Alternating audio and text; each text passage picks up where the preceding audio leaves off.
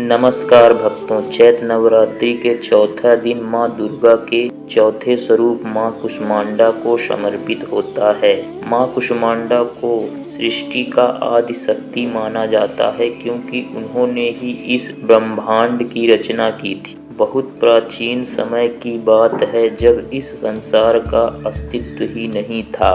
चारों ओर केवल अंधकार ही अंधकार था। ना पृथ्वी थी, ना आकाश था, ना सूर्य था, ना चंद्रमा, ना ही कोई जीव जंतु।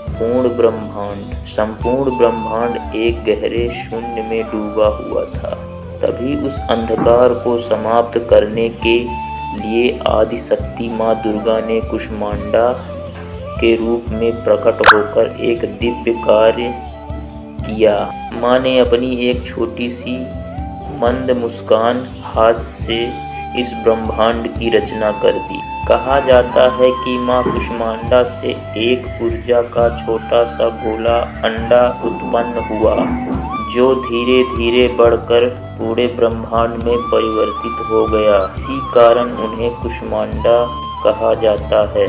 कु का मतलब होता है थोड़ा छोटा, थोड़ा बड़ा, उष्मा ऊर्जा और गर्मी, अंडा ब्रह्मांड अर्थात छोटी सी ऊर्जा से विशाल ब्रह्मांड की रचना करने वाली देवी। माँ कुष्मांडा को सौर मंडल की अधिष्ठात्री देवी माना जाता है। जब ब्रह्मांड की रचना हुई तब प्रकाश की आवश्यकता थी। तब माँ ने अपने सूर्य की उत्पत्ति की और स्वयं सूर्य के भीतर निवास करने लगी। यही कारण है कि माँ का तेज सूर्य के समान होता है। वे पूरे संसार को ऊर्जा और जीवन प्रदान करती हैं। माँ का स्वरूप, माँ कुष्मांडा का स्वरूप अत्यंत दिव्य और तेजस्वी है।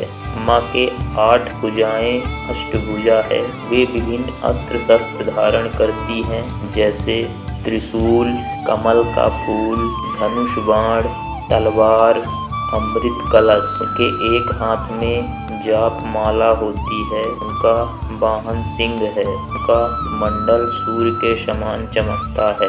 कुष्मांडा नाम एक ऐसा और रहस्य है। माना जाता है कि माँ को कद्दू कुष्मांडा का भोग बहुत प्रिय है, इसीलिए भक्त इस दिन कद्दू का भोग लगाते हैं। जो भक्त नवरात्रि के चौथे दिन सच्चे मन से माँ कुष्मांडा की पूजा करता है, उसे सभी रोग से मुक्ति मिलती है, मानसिक शक्ति और सकारात्मक ऊर्जा प्राप्त होती है, धन समृद्धि और सुख की प्राप्ति होती है, आयु और यश में वृद्धि होती है। माँ कुष्मांडा का मंत्र है ओम देवी कुष्मांडाय नमः, ओम देवी कुष्मांडाय नमः, ओम देवी कुष्मांडाय नमः, ओम देवी कुष्मांडाय नमः, ओम देवी कुष्मांडाय नमः, ओम देवी कुष्मांडाय नमः। माँ कुष्मांडा हमें यह सिखाती है कि